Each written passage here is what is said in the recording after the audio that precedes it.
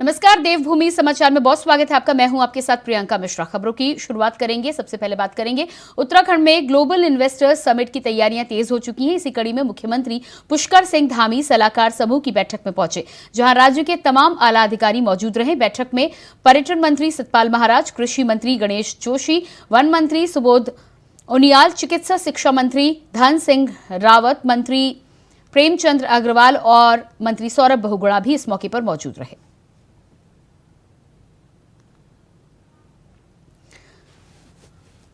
और इसी खबर पर हमारे साथ हमारे संवाददाता देहरादून से अभय कैतुरा जुड़ चुके हैं। जी अभय, जिस तरह से सलाहकार समिति की आज बैठक हुई है, क्या कुछ खास फैसला लिया गया है इस बैठक में? बिल्कुल, अभी भी ये बैठक जारी है और सबसे बड़ी बात है कि उत्तराखंड में जो उत्तराखंड राज्य का जो ग्लोबल इन्वेस्टर समिट 2023 होना है, जो अक्टूबर से नवंबर में प्रस्तावित है, उसको लेकर किस प्रकार से यहाँ पर काम किया जा सकता है, इन्वेस्टर्स के लिए किस प्रकार से राज्य में एक फ्रेंडली माहौल तैयार किया जा सकता है।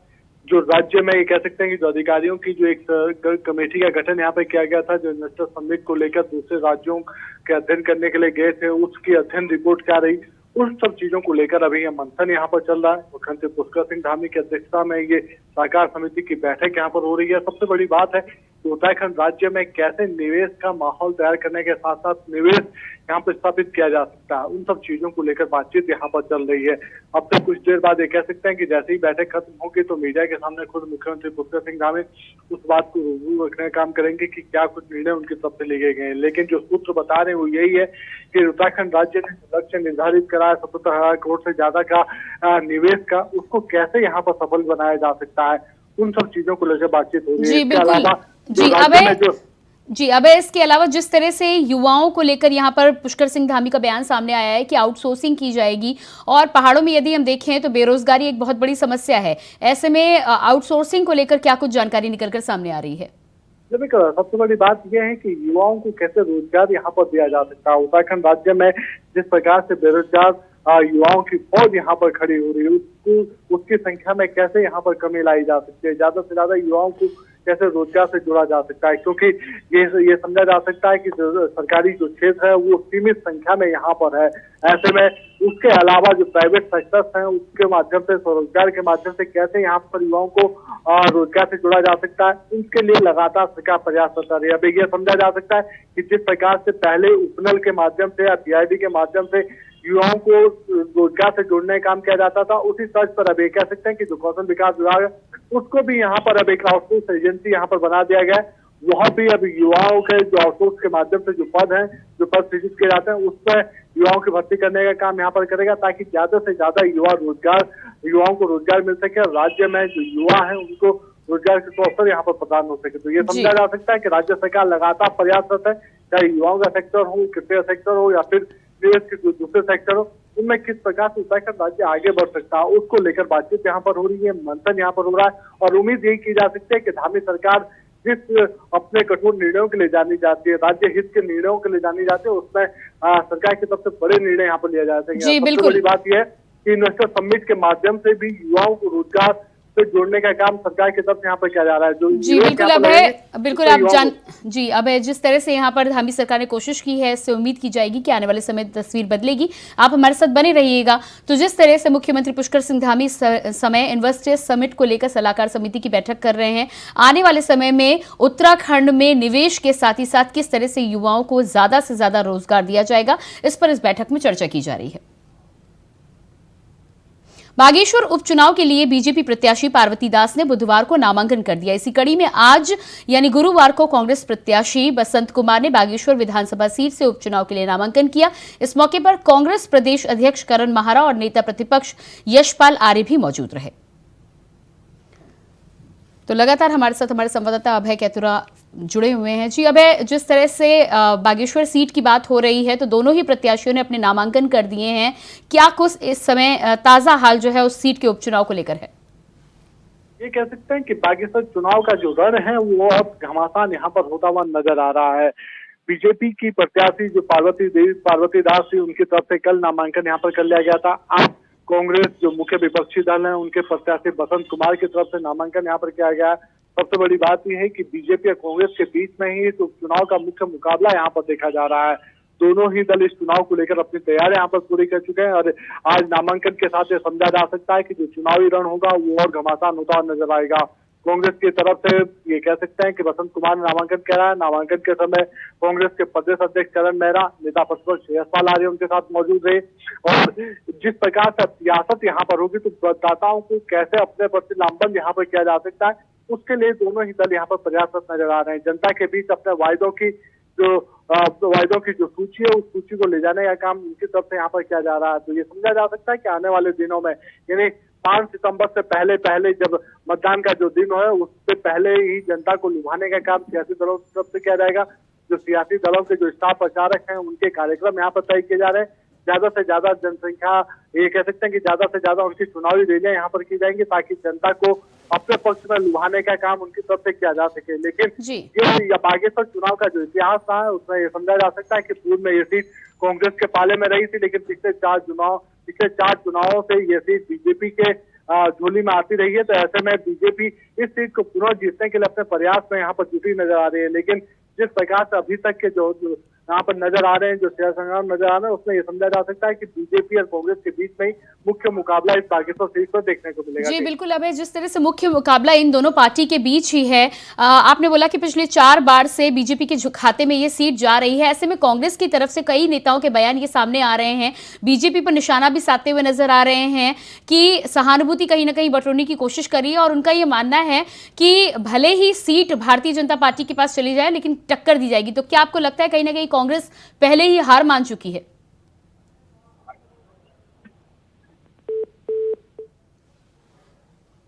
शायद संपर्क हमारे यहाँ पर टूट गया। अब है, आपने जो तमाम जानकारी दी चुनाव को लेकर उसके लिए आपका बहुत बहुत शुक्रिया। तो यहाँ पर हम बातचीत कर रहे थे लगातार जिस तरह से बागेश्वर चुनाव को लेकर बातचीत हो रही थी। हमारे संवाददाता अभय कैथुरा लगातार जानकारी देते हैं। उनका साफ कहना है कि दोनों ही पार्टियां जो हैं वो इस चुनाव को लेकर जोर शोर से जनता के बीच में पहुंच रही हैं, लेकिन अब आने वाला समय यानी कि 5 सितंबर ही बताएगा कि ये सीट किसके खाते में जाती है। हालांकि पिछली बार की यदि बात करें तो पिछले 4 बार से ये सीट भाजपा के खाते में आती रही है।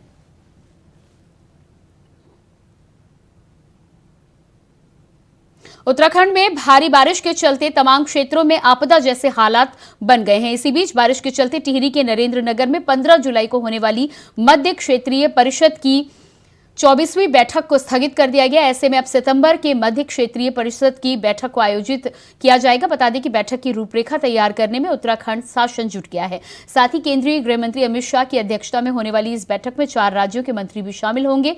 आपको बता दें कि इस बैठक में उत्तर प्रदेश, मध्य प्रदेश, छत्तीसगढ़ और उत्तराखंड के मुख्यमंत्री और इन सभी राज्यों के 2-2 मंत्री भी शिरकत करेंगे। इसके अलावा चारों राज्यों के मुख्य सचिव, केंद्र, राज्य सरकारों के तमाम अधिकारी भी इस बैठक में हिस्सा लेंगे।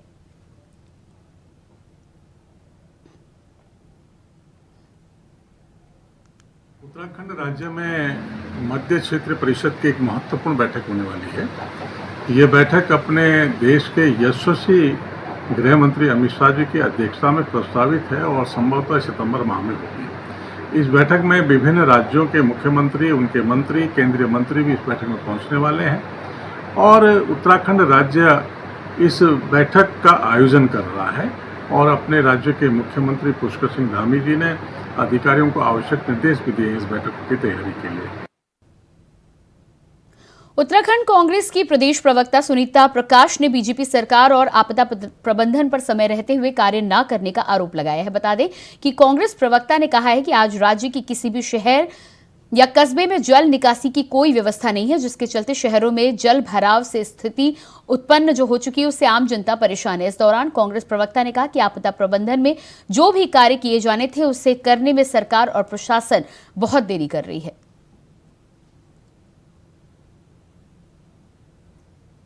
उत्तराखंड में आपदा जैसे हालात बन गए हैं और सरकार बिल्कुल विवश नज़र आ रही है। डबल इंजन की जो सरकार है वो बिल्कुल फेल हो चुकी है। जनता जो है परेशान है, जगह जगह जल भराव है, लोगों के घर के अंदर पानी घुस गया है, लेकिन सरकार ने जल निकासी का कोई भी प्रबंध, कोई व्यवस्था नहीं की है, जिसकी वजह से जनता जो है सरकार की तरफ आस लगाई बैठी है, लेकिन सरकार उनको कुछ भी उनकी सहायता नहीं कर पा रही है। देश विदेश के पर्यटकों के लिए आकर्षण का केंद्र राम झूला पुल पर्यटकों की आवाजाही के लिए बंद कर दिया गया है। भारी बारिश की वजह से मुनि कीर्ति क्षेत्र में राम झूला पुल के नीचे निकट एक दरार आ गई है। माना जा रहा है कि गंगा के उफान पर आने की वजह से ये दरार आई है। सुरक्षा की दृष्टि से एसडीएम के निर्देश पर रामझूला पुल को पर्यटकों के लिए बंद कर दिया गया है। पुलिस ने बैरिकेडिंग कर पर्यटकों को रामझूला पुल पर जाने से मना किया है। ऋषिकेश में गंगा अपने रौद्र रूप में है, जिसको लेकर यह फैसला लिया गया है।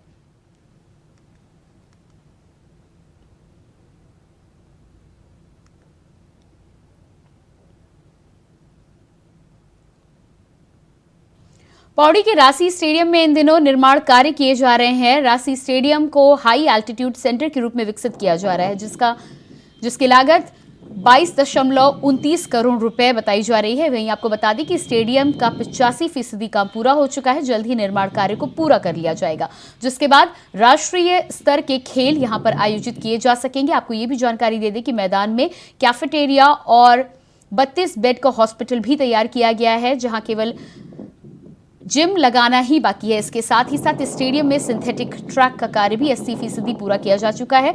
बारिश के कारण आगे के कार्य को फिलहाल के लिए रोका गया है, लेकिन जल्द ही इस कार्य को पूरा कर लिया जाएगा।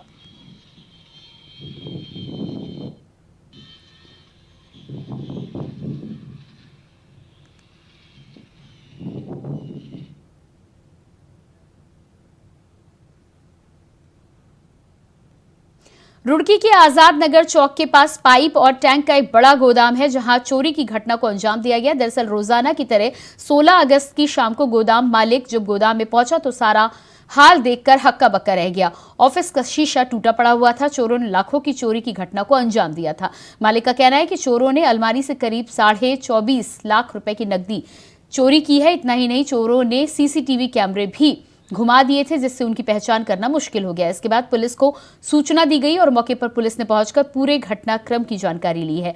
पीड़ित ने पुलिस से जल्द ही मामले की जांच कर खुलासा करने की गुहार लगाई है।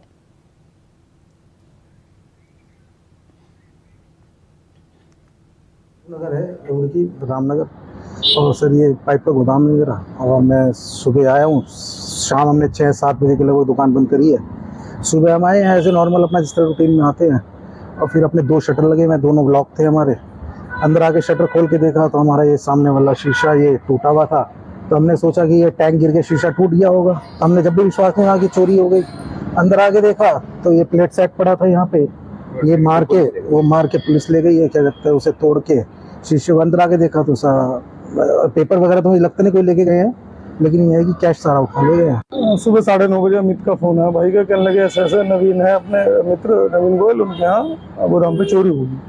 तो ये मुझे लेने हम दोनों यहाँ के देखा तो ये बधावास थे बेचारे कि भाई देखो मेरा 3-4 दिन से मैं वैसे डिस्टर्ब था और इतना जो कैश में रहा सारा ले गए। तब मैंने SHO गंगनहर को फ़ोन करा तो उन्होंने यहाँ पे दरोगा जी भेजे, जो यहाँ देख रहे हैं, इन्वेस्टिगेट कर रहे हैं। बद्रीनाथ धाम में मास्टर प्लान के तहत हो रहे निर्माण कार्यों पर स्थानीय दुकानदारों और तीर्थ पुरोहितों के साथ ही साथ हकूकधारियों ने कई गंभीर सवाल उठाए। स्थानीय लोगों ने प्रशासन के खिलाफ आंदोलन के तहत 1 महीने से अधिक के समय कार्मिक अनशन शुरू किया है, लेकिन अभी तक उनके किसी भी मांग पर किसी ठोस कार्रवाई के नहीं होने से लोगों में लगातार आक्रोश बढ़ता जा रहा है। इसको लेकर कांग्रेस के उपाध्यक्ष मथुरा दत्त जोशी ने बद्रीनाथ धाम में चल रहे पुनः निर्माण कार्यों को लेकर सरकार पर सवाल उठाए हैं। मथुरा दत्त जोशी ने कहा है कि पंडा पुरोहित हकूकधारी लंबे समय से सरकार के खिलाफ प्रदर्शन कर रहे हैं, क्योंकि स्थानीय व्यापारियों को बिना कोई नोटिस दिए वहां से उन्हें हटाया गया है। सरकार जल्द से जल्द समिति की 11 सूत्रीय मांगों को लेकर अपना निर्णय ले। सरकार की 35वां दिन जारी है कर्मिक अनशन, और अभी केवल प्रशासन से, उत्तराखंड प्रशासन से केवल 2 बार ही यहाँ पे आए हैं अधिकारी लोग, और हमने उनको अपने जो हमारा दर्द है, पीड़ा है, सारा बताया उनको। और हमारी ये जो 10-11 सूत्रीय मांग हैं, इसमें हमने उनको लेटर दिया है। उन्होंने कहा हमको लेटर दीजिए, हम तो अक्षम हैं आपकी मांगों को मानने में। हम आपकी मांग प्रधानमंत्री तक पहुँचाएँगे, पर अभी तक प्रधानमंत्री तक हमारी मांगें पहुंची नहीं है। देखिए, बहुत ही दुर्भाग्यपूर्ण बात है, जिनके हितों के लिए चाहे बद्रीनाथ हो चाहे केदारनाथ हो, आप नई तरीके से बसाने की बात कर रहे हो। आज उन्हीं के हितों पर इस सरकार ने कुठाराघात किया है, और पंडा पुरोहित बद्रीनाथ में कृमिक अनशन में थे और आज 4 दिन से आमरण अनशन में बैठे हैं, लेकिन सरकार उनकी तरफ ध्यान नहीं दे रही है। 16 अगस्त को झाखड़ गांव में हुए भूस्खलन की जद में आए लोगों का सुरक्षित रेस्क्यू कर उन्हें बाहर निकाला गया। वहीं एसडीआरएफ का राहत बचाव अभियान लगातार जारी है। अब इसकी कमान कमांडेंट मणिकांत मिश्रा ने संभाल ली है। उन्होंने घटनास्थल पर पहुंचकर इसका जायजा भी लिया। आपको बता दें कि कल दोपहर के समय हुए भूस्खलन में 9 मकान और 7 गौशालाएं पूरी तरह से जमींदोज हो गई थी। हालांकि इसमें अभी तक जानमाल का कोई नुकसान नहीं हुआ है।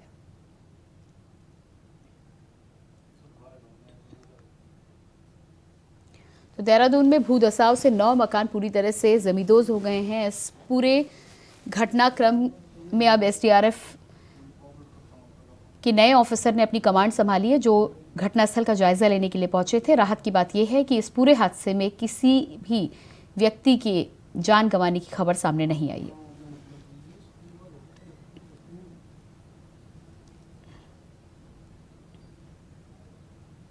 बरसात के सीजन के दौरान डेंगू के बढ़ते मामलों के बीच कई पुलिसकर्मी भी इसकी चपेट में आ गए, जहां इनमें से कुछ पुलिसकर्मियों का उपचार कैलाश अस्पताल में चल रहा है। आपको बता दें कि डीआईजी और एसएसपी देहरादून ने डेंगू रोग से पीड़ित पुलिसकर्मियों से उनका हालचाल जानने के लिए अस्पताल पहुंचे, जहां पुलिसकर्मियों ने उनके स्वास्थ्य के संबंध में जानकारी दी। साथ ही साथ चिकित्सक ने उन्हें दिए जा रहे उपचार के संबंध में भी अधिकारियों को जानकारी दी।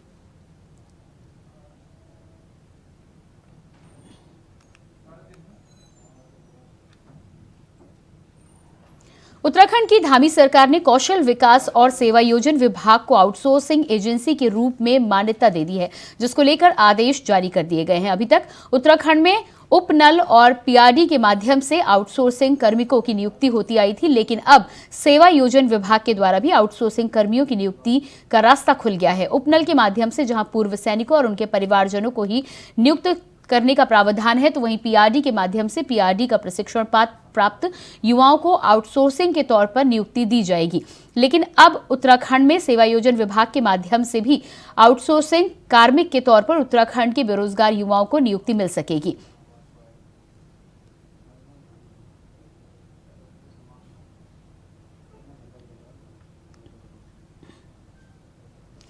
उत्तराखंड के बागेश्वर में उपचुनाव होने जा रहे हैं, जहां चुनाव को लेकर सियासत तेज हो गई है। तो वहीं प्रत्याशियों की लिस्ट के लिए बीजेपी प्रदेश अध्यक्ष भाजपा महेंद्र भट्ट का बयान सामने आया है, जिसको लेकर अब कांग्रेस प्रदेश प्रवक्ता गरिमा दौसानी ने महेंद्र भट्ट के बयान पर पलटवार किया है। उन्होंने कहा है कि कांग्रेस ने बागेश्वर उपचुनाव के लिए 3 प्रत्याशियों की लिस्ट राष्ट्रीय कांग्रेस कमेटी को भेजी थी, जिसके एक दिन के बाद महेंद्र भट्ट ने कांग्रेस से 3 दावेदारों की लिस्ट मांगी।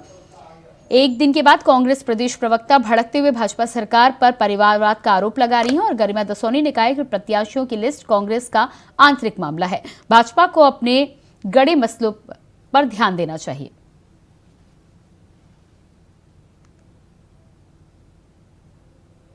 पार्टी अपने पैनल में कौन नाम भेज रही है, कौन नहीं भेज रही, वो कांग्रेस पार्टी का आंतरिक मामला है। महेंद्र भट्ट बताएं कि क्या वो प्रधानमंत्री मोदी से भी ऊपर हो गए? जो प्रधानमंत्री लगातार परिवारवाद पर चोट कर रहे हैं, वो आकंठ आज परिवारवाद में जम्मू कश्मीर से लेकर कन्याकुमारी तक कैसे डूबे हुए हैं, वो आप सारे प्रदेशों में हालात देख लीजिए। देहरादून में पुरानी पेंशन बहाली आंदोलन के बैनर वाले कर्मचारी आंदोलन चलाएंगे। सांसद आवासों पर घंटी बजाओ अभियान को तेज करेंगे, जिसको लेकर संगठन की ऑनलाइन बैठक में तैयारियों को अंतिम रूप दे दिया गया है। प्रदेश अध्यक्ष जीत मणि पेन्यूली ने कहा है कि 20 अगस्त को सांसद आवासों पर घंटी बजाई जाएगी और इसके साथ ही साथ 1 अक्टूबर को दिल्ली में रैली निकाली जाएगी। इस दौरान सरकार पर पुरानी पेंशन बहाली के लिए दबाव बनाया जाएगा।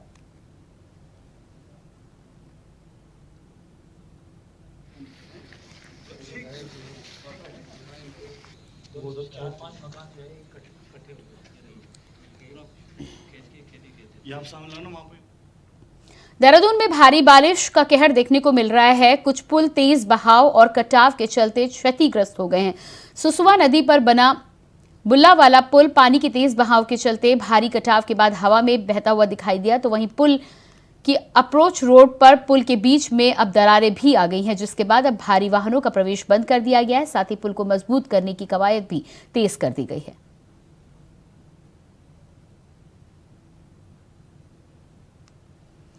तो बताया जा रहा है कि भारी बारिश से जिस तरह से पूरे उत्तराखंड में जगह जगह तबाही नजर आ रही है, ऐसे में बुल्लावाला पुल में भी दरारें नजर आई हैं। अब दरारें आने के बाद भारी वाहनों के लिए इस पुल को फिलहाल के लिए बंद कर दिया गया है और पुल की मरम्मत के कार्य को शुरू कर दिया गया है।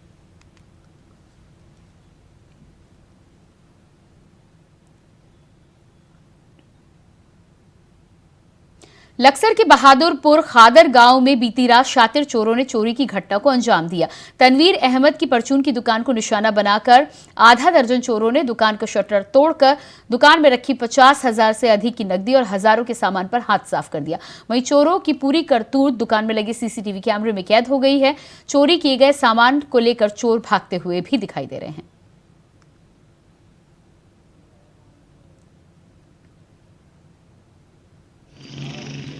तो लक्सर से यह घटना सामने आई है जो कि सीसीटीवी कैमरे में कैद हो गई है। बताया जा रहा है कि परचून की दुकान पर 3-4 लोगों के गिरोह ने धावा बोला। दुकान से सामान के साथ ही साथ 50,000 की नकदी लेकर ये फरार होते हुए दिखाई दे रहे हैं। आप साफ तौर पर देख पा रहे हैं किस तरह से सामान लेकर सीसीटीवी कैमरे में ये चोर भागते हुए नजर आ रहे हैं।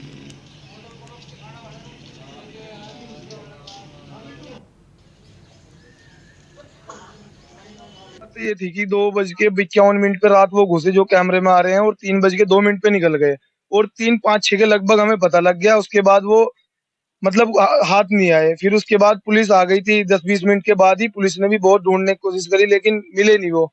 अब पुलिस ने 9 बजे बुला रखे हैं, देखते हैं क्या होता है। बाकी कम से कम 1.5 लाख के लगभग का नुकसान है। और इसी के साथ देवभूमि समाचार में इतना ही। खबरों के लिए बने रहिए इंडिया वॉइस के साथ। नमस्कार।